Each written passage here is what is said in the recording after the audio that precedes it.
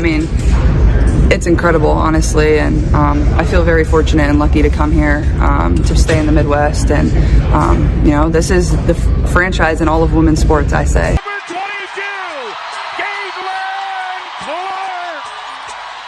I think this is a good excuse to miss school. Absolutely, to see your sister do that. Anna Stolke posting up, but you know who they go to. 22! Abby Marshall, here comes Clark. How will she go for history? There it is! The Indiana Fever have finally ended their 6-year playoff drought, marking their long-awaited return to the WNBA postseason. Fans hoped for a triumphant comeback, a story of redemption and glory. But instead, the 2024 season unfolded as a stark disappointment, leaving more questions than answers. What was supposed to be a celebration of progress turned into a sobering reminder of how far the team still has to go. Runner-up to the MVP a season ago in the tightest race ever. Bonner banks it in. 22 from Joanna Bonner, who also has not shot it well today. 4 for 17 from the floor. 2 for 13 from 3 as Mitchell scoops it in. Early on in the game, they have to find a way to get a better flow and play with a better pace on the offensive end of the floor, and some of that is going to come down to just getting to the defensive glass. Added 14 from Dejanay Carrington on 50% shooting.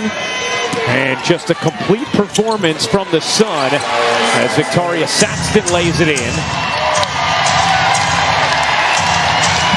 An impressive second half and an authoritative Game 1 win for the Connecticut Sun over the Indiana Fever.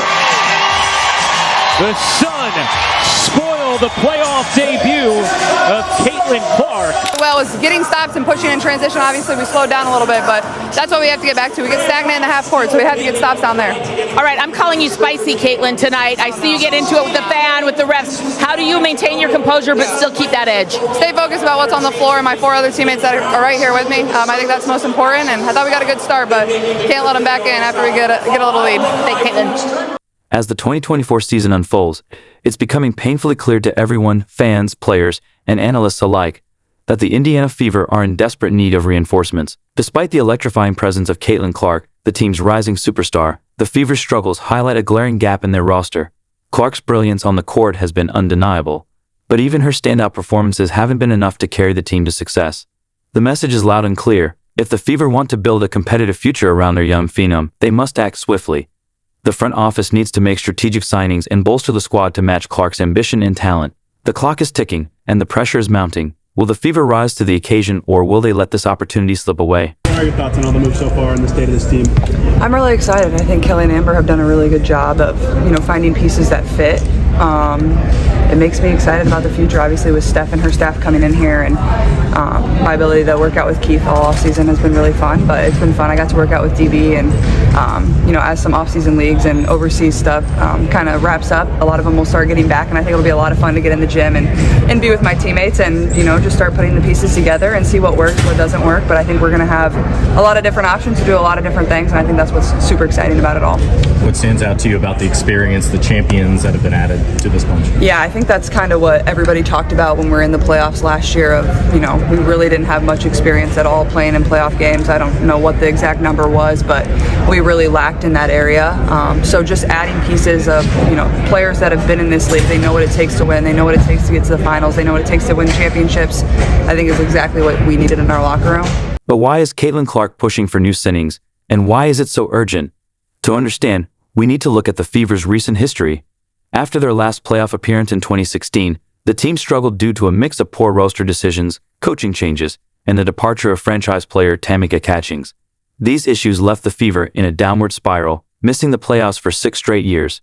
Their fortunes changed in 2024 with the arrival of Caitlin Clark, a generational talent who helped end the playoff drought, but their postseason run was far from impressive, exposing glaring weaknesses in the roster. Clark's brilliance alone isn't enough. The Fever needs stronger support to compete at the highest level. Strategic signings could transform the team, turning potential into success and ensuring a brighter future. Big moment for this organization. It was the longest, playoff drought in, WNBA history, if I'm not mistaken. So it's definitely a big moment for this place. But at the same time, I came in with the expectation that this is what's going to happen. like for me, this isn't like a party. Like, yeah, it's great. I feel like it's a great accomplishment, but like there's so much more left to be done. Like, yeah, we made the playoffs. There's 6 regular season games. I mean, I'm not just happy to be in the playoffs. I think we have the type of team that can win and advance, going one game at a time. So I think that's what it is for all of us, is like, yeah, celebrate it, enjoy it. Like, it is really huge for this organization. Not having been to the playoffs since Tamika was here, if I'm not mistaken. So it's been a long time. And I think I'm definitely most happy for Kels. Like, Kels has been with this. Caitlin Clark's arrival was exactly the spark the Indiana Fever needed. With her on the roster, the team broke their playoff drought and qualified for the 2024 postseason. However, their journey ended with a loss to the Connecticut Sun. In a post-game interview, teammate Alia Boston acknowledged the Suns' edge, pointing to their veteran experience and strong leadership as key factors in their victory. Despite the loss, Boston expressed pride in her team's effort and growth. And especially losing right now with the chance to go home and get one more game, it truly sucks. But I think just being able to get a taste of this playoff feeling, I mean, they're a veteran squad. They make the right reads. They hit some tough shots. And so, I mean, that's hard. But I think just looking at this, looking at how far we've come from the start of the season to now, I mean, I'm just super proud of our group because I think we had such a special 12. And I just can't wait to see what the future holds. Yeah, obviously a tough one, especially because we've climbed all the way back in and definitely had our opportunities late, and then a few different miscues, and it's back to a 2-possession game, and we couldn't quite get over the hump there. So, like AB said, like, it's a good little taste of, you know, what's possible for this organization and for this franchise, and there's a lot for us to, you know, hold our heads high about. You know, this team won, I think, 5 games 2 years ago, so. We're a young group, a pretty inexperienced group, but we came together and had a lot of fun playing with one another, and that's sometimes the worst part of it, is like you feel like you're really playing your best basketball and then it has to end. And Caitlin Clark also noted that the Fever are a young and inexperienced team, emphasizing the need for veteran players to strengthen the roster. This was evident in their 2024 playoff return, their first since 2016, where they were eliminated in the first round by the Connecticut Sun. Despite the loss, head coach Christy Sides expressed pride in the team's effort, praising their fight and dedication throughout the season. The Fever fell short by just 6 points, finishing with 81 to the Suns' 87, showing promise but also room for growth. To keep the Fever in contention, Boner then answered back with her own pair of successful free throws. Extending the Suns' advantage, Bentley responded with a cutting layup, but time was running out for the Fever. Carrington found herself at the line again and hit both free throws, putting even more pressure on Indiana. As the game neared its end, Kelsey Mitchell managed a final layup, but it was too little too late. With the game winding down, the Connecticut Sun held on to their lead, showcasing resilience and determination. As the game concludes, it's clear that Caitlin Clark put forth an incredible effort, finishing with 25 points, 9 assists and 6 rebounds, showcasing her all-around talent and determination on the court. Despite her standout performance, the Indiana Fever fell short in this contest, unable to secure the victory, and unfortunately, unable to advance further in the tournament. After the Indiana Fever's first-round playoff exit in 2024, Caitlin Clark stressed the importance of adding experienced players to the roster. She believes their lack of playoff experience was a key factor in their loss. While some might think Clark is being overly serious, her mindset is exactly what the team needs. From her debut, it was clear she wasn't just playing for fun. She's determined to win a championship. Clark knows that to achieve this, the Fever must bring in veteran players who've been through the grind, understand what it takes to reach the finals, and know how to win it all. It's just exciting, but also, like, they're not only really good basketball players, they're really great leaders and really great people. And I know the front office obviously really prioritized that and looking for the pieces that we wanted to add. So really thankful for that as well. Similar to what DB said about the competitive fire you all had, which had the playoffs last year, all those things. How do you think your competitive fire can mesh with hers? Yeah, I mean, that's exactly what you want. You want your teammates to be just as competitive as you are. So I think training camp's going to be really fun. That's when you're competing live. You know, you're getting after things. Coaches are figuring out what lineups work, what lineups don't.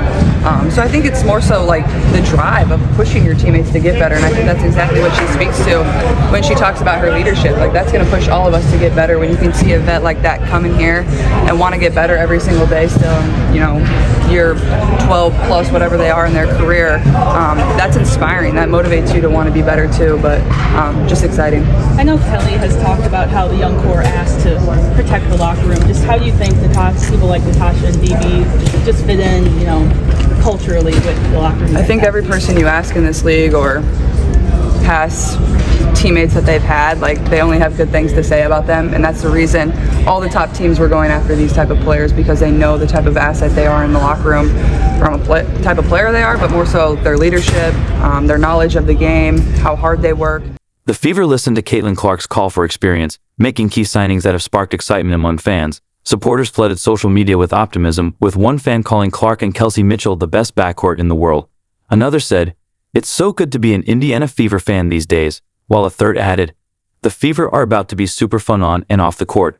Among the new signings is Diana Taurasi, celebrated for her versatility, scoring, and defense. Her legacy as one of the WNBA's greatest players makes her a game changer for the Fever. Taurasi expressed excitement about joining the team, stating she's ready to contribute and help push the Fever deeper into the playoffs. The way they came back the second game, it just makes you excited to, okay, I want to be a part of that. They didn't lay down and quit. They came back and actually tried to beat us early, that next game. So it just shows a lot about their character and how hungry they are, and I want to be a part of that. Welcome back inside Fever Basketball. This is a moment that would have felt impossible just a couple of years ago. DeWanna Bonner sitting here in an Indiana Fever jersey, but a lot has changed in the past couple of years.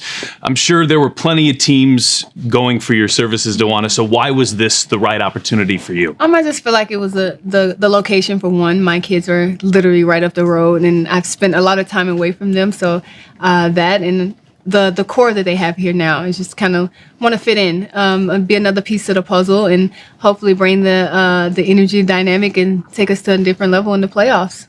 What excites you the most about this team that you're going to be joining? They have dynamic pieces in CC and Kelsey Mitchell and AB, Lexi Hall. They have a great core, so why not just add to that and try to take us to the next level in the playoffs. They were in first round. Next voice. Next up is Sydney Colson, a 35-year-old veteran guard known for her leadership and defensive toughness. Her experience and ability to manage the game will provide stability, especially in critical moments as the Fever aim for deeper playoff runs. Third on the list is Natasha Howard, a 33-year-old forward celebrated for her strong,